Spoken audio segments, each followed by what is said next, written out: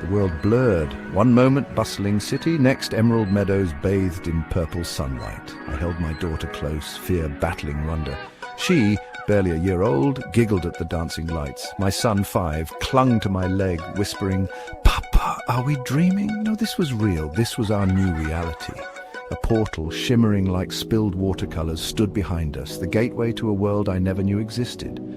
My wife, her hand outstretched towards me before the portal, snatched us away. Her last words echoed in my heart. "Keep our children safe. Show them magic." Fear morphed into resolve. I was a father first, adventurer second. This world, brimming with the fantastical, was also fraught with unknown dangers. I vowed to shield my children, to make their childhood as normal as possible, even as we journeyed through this extraordinary land. I would teach my son to read under the watchful gaze of 6-winged birds, sing lullabies to my daughter as fantastical creatures serenaded the moon. This world may be magical, but my love for them was the greatest magic of all. The initial days were a blur of exhaustion and exhilaration. Finding food in a forest teeming with flora and fauna, some friendly, some not, was a challenge.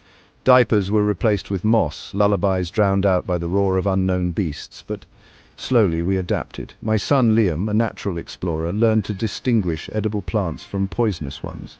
He befriended a mischievous pixie who, much to my daughter Elara's delight, showered her with iridescent flower petals. One particular night, under a sky strewn with unfamiliar constellations, Elara wouldn't stop crying. A storm raged, mirroring the turmoil in my heart. I felt like a failure. How could I protect them in a world where danger lurked in every shadow?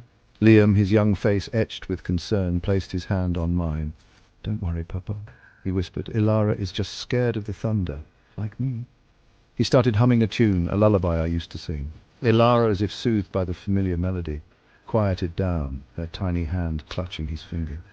In that moment, I realized it wasn't about shielding them from every danger, but about facing it together, as a family. Our journey led us through whispering forests and across shimmering deserts.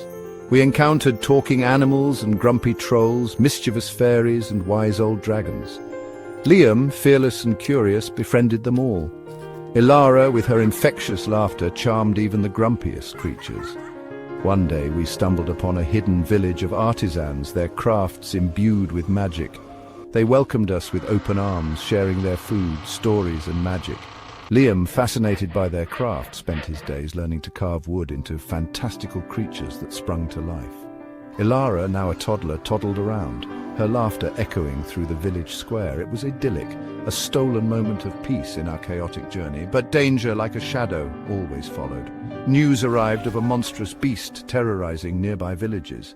The villagers were scared, their magic no match for its brute strength. I knew I had to help. This was not just about keeping my children safe, but about teaching them the importance of courage and compassion. "We'll come too, Papa," Liam declared, his small chest puffed out with determination. Elara, mimicking her brother, nodded vigorously, and so, armed with courage and the villagers' blessings, we set off. The encounter was perilous. The beast, a hulking monstrosity, towered over us, but Liam, using his newfound skills, carved a distraction, a beautiful bird that sang a mesmerizing melody, drawing the beast's attention. Elara, unafraid, reached out, her tiny hand emitting a soft, warm light.